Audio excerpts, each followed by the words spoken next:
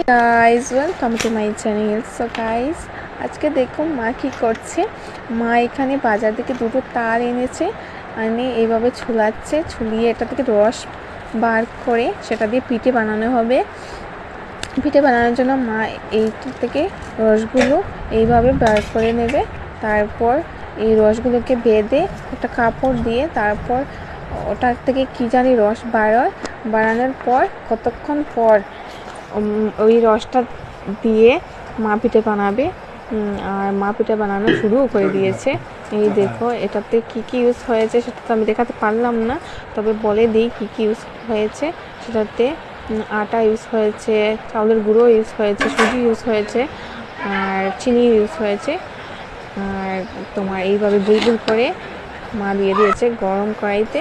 এইভাবে দেখো কত সুন্দর লাগছে দেখতে, খেতেও অনেক টেস্টি হয়েছে, পুরো পুরো গোলাপ জামুনের মতো খেতে লেগেছে।